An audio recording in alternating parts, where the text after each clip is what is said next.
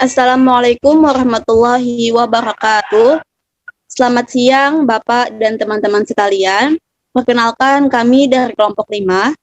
Pada kesempatan kali ini kami akan mempresentasikan hasil diskusi kami tentang manajemen hubungan sekolah dan masyarakat dalam pendidikan. Namun alangkah lebih baiknya sebelum memulai diskusi kita, marilah kita berdoa bersama. Doa akan saya pimpin menurut tata cara agama Islam yang beragama lain dapat menyesuaikan. Berdoa dimulai. Bismillahirrahmanirrahim. Alhamdulillahirabbil alamin. Arrahmanirrahim. Maliki yaumiddin. Iyyaka na'budu wa iyyaka nasta'in. Ihdinas siratal mustaqim. Siratal ladzina an'amta 'alaihim ghairil maghdubi 'alaihim waladdallin. Amin. Berdoa selesai. Baik, di sini saya akan memperkenalkan anggota dari kelompok saya, yaitu kelompok 5. Yang pertama ada Anggi Francisca, yang kedua Anis, yang ketiga Ida Rahmadani, yang keempat Nur Alisa, yang kelima Ratnalisa, yang keenam Rubianti, yaitu saya sendiri sebagai moderator. Untuk pemaparan materi akan disampaikan oleh pemateri pertama. Kepada pemateri pertama, disilakan. Baik, di sini saya akan menjelaskan apa itu manajemen. Jadi, pengertian manajemen adalah proses perencanaan, pengorganisasian, pengarahan, dan pengawasan usaha-usaha para anggota organisasi, dan penggunaan sumber daya organisasi lainnya agar mencapai tujuan organisasi yang telah ditetapkan. Dan kata manajemen sendiri yaitu berasal dari bahasa Inggris yaitu manage, yang memiliki arti mengatur dan merencanakan, mengelola, mengusahakan, dan memimpin. Secara etimologis, manajemen merupakan seni untuk melaksanakan dan mengatur. Hal tersebut yang mendasari manajemen sebagai seni mengelola dan mengatur agar tersusun secara rapi.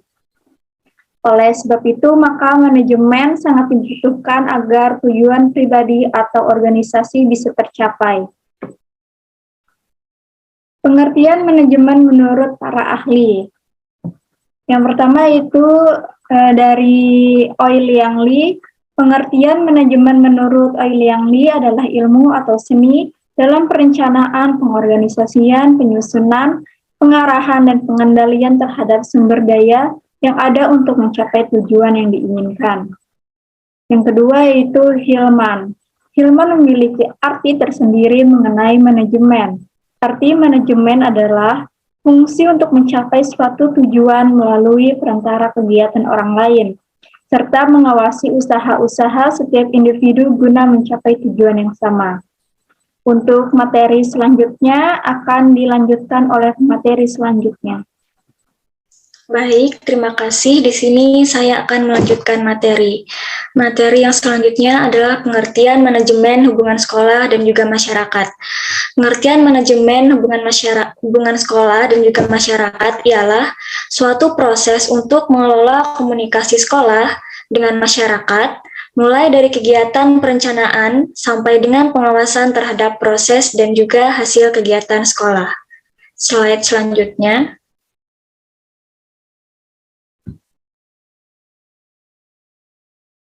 Adapun beberapa tujuan hubungan masyarakat dengan sekolah menurut Ellsbury adalah yang pertama dapat kita lihat di sini adalah untuk meningkatkan kualitas belajar dan juga pertumbuhan anak.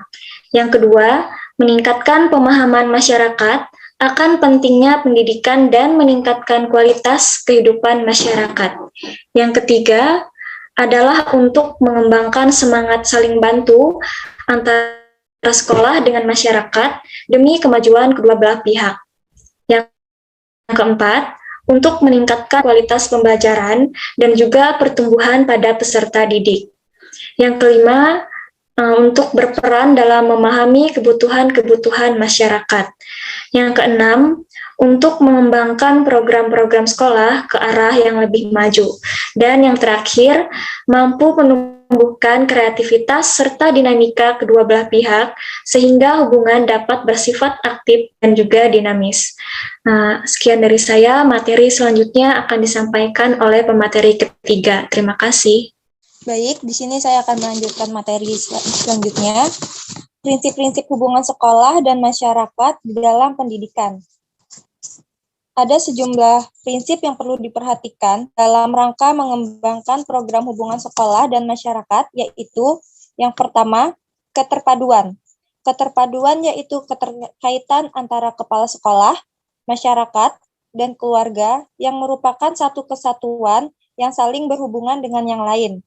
Yang kedua, berkesinambungan, yaitu suatu proses yang berkembang terus-menerus. Sekolah seharusnya memberi informasi terus-menerus, dan sebaliknya, masyarakat ikut membantu sekolah melalui pembentukan public opini agar image masyarakat tetap baik terhadap sekolah. Yang ketiga, menyeluruh, yaitu bahwa penyajian fakta-fakta kepada masyarakat itu menyeluruh seluruh aspek. Jadi, semua aspek hidup sekolah diperhatikan mulai dari kehidupan keagamaan sampai pada kehidupan ekonomi. Untuk itu, setiap kegiatan sekolah dapat dijelaskan melalui media massa, surat kabar sekolah, laporan berkala, dan sebagainya. Yang keempat, sederhana, yaitu bahwa informasi yang diberikan secara sederhana. Informasi itu dengan kata-kata yang mudah dimengerti dan dengan rasa persahabatan. Jadi yang penting ialah jelas, menimbulkan rasa suka, dan mudah dimengerti. Slide selanjutnya. Yang kelima, konstruktif, yaitu bahwa informasi itu dapat membentuk pendapat umum yang positif terhadap sekolah. Yang keenam, kesesuaian, yaitu hendaknya program sekolah itu memperhatikan dan menyesuaikan dengan masyarakat sekitarnya. Yang ketujuh, luas, yaitu program yang sewaktu-waktu mampu menerima perubahan yang terjadi. Program manajemen hubungan sekolah dan masyarakat dalam pendidikan, yaitu mengadakan program pertemuan tahunan bersama wali murid pada setiap memasuki tahun ajaran baru, pertemuan tahunan bersama wali murid pada setiap penerimaan rapot kenaikan kelas, dan pertemuan tahunan memperingati Isra Mi'raj halal bihalal dengan mengundang komite dan tokoh masyarakat, kegiatan pramuka, bekerja sama dengan puskesmas tentang kesehatan, mengikuti perlombaan, mengisi kegiatan yang dilakukan pemerintah daerah. Hubungan sekolah dengan masyarakat semakin dirasa penting dalam penyelenggaraan pendidikan.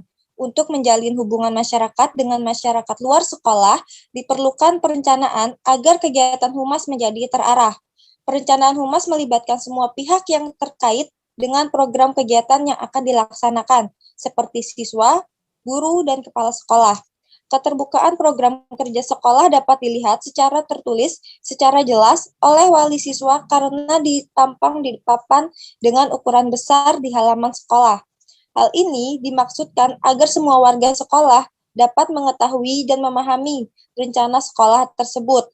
Di samping itu, perencanaan sekolah disusun dan dirumuskan secara bersama dengan melibatkan warga sekolah melalui musyawarah atau rapat sekolah, kemudian disosialisasikan kepada seluruh warga sekolah. Untuk menyukseskan program ini, ada beberapa teknik yang dilakukan. Teknik-teknik tersebut akan dijelaskan oleh pemateri selanjutnya. Baik, di sini saya akan melanjutkan materi selanjutnya, yaitu teknik-teknik hubungan sekolah dan masyarakat. Yang pertama yaitu ada teknik pertemuan kelompok. Teknik pertemuan kelompok, pada teknik ini terdapat berupa diskusi, seminar, lokakarya, seserahan, rapat. Pertemuan kelompok orang-orang yang dilibatkan adalah guru, staf tata usaha, tokoh masyarakat, staf dari instansi yang terkait dengan penyelenggaraan program pendidikan, pengguna lulusan, guru atau dosen dari lembaga pendidikan lain, dokter, dan sebagainya. Yang kedua yaitu ada teknik tatap muka. Teknik ini dilakukan antara pihak lembaga pendidikan dengan masyarakat secara individual. Pihak lembaga pendidikan dapat berkunjung ke rumah siswa yang menghadapi masalah. Pihak lembaga pendidikan dapat memanggil orang tua wali atau siswa yang memiliki kemampuan lebih dan perlu pembinaan bersama agar kemampuannya dapat berkembang secara maksimal. Dan yang ketiga yaitu observasi dan partisipasi. Teknik yang selanjutnya, observasi dan partisipasi masyarakat terhadap pelaksanaan pendidikan perlu dilakukan. Sekolah perlu memberikan kesempatan kepada masyarakat untuk mengunjungi, mengobservasi, dan berpartisipasi dalam kegiatan sekolah. Orang tua siswa dapat mengunjungi sekolah, mengobservasi proses belajar siswa, dan hasil karya siswa. Orang tua memiliki keterampilan tertentu dapat membantu guru mengajar. Adapun contoh partisipasi masyarakat dalam pendidikan. Yang pertama yaitu mengawasi perkembangan dan proses belajar secara pribadi di rumah. Yang kedua yaitu menyediakan fasilitas belajar dan memberikan bimbingan serta belajar pada anak. Yang ketiga memberikan perlengkapan kebutuhan belajar anak di sekolah. Dan yang keempat memberikan feedback kepada sekolah tentang pendidikan. Untuk materi selanjutnya dilanjutkan oleh pemateri berikutnya. Baik, di sini saya akan melanjutkan materi yang berikutnya. Nah, di sini ada organisasi hubungan sekolah dan masyarakat. Mulyasa dalam Rahmat 2016 menyatakan hubungan sekolah dengan masyarakat pada hakikatnya merupakan suatu sarana yang sangat berperan dalam membina dan mengembangkan pertumbuhan pribadi peserta didik di sekolah. Hubungan sekolah dengan masyarakat bertujuan untuk memajukan kualitas pembelajaran dan pertumbuhan anak, kemudian juga untuk memperkokoh tujuan serta meningkatkan kualitas hidup dan penghidupan masyarakat, mengarahkan masyarakat untuk menjalin hubungan dengan sekolah. Kemudian di sini ada tujuan hubungan sekolah. Tujuannya adalah sebagai meningkatkan kualitas belajar dan pertumbuhan anak, meningkatkan pemahaman masyarakat akan pentingnya pendidikan, meningkatkan kualitas kehidupan masyarakat, serta mengembangkan antusiasme saling membantu antara sekolah dan masyarakat demi kemajuan kedua belah pihak. Selanjutnya saya serahkan kepada moderator. Terima kasih. Baik, terima kasih kepada para pemateri yang telah menyampaikan materi diskusi pada siang hari ini.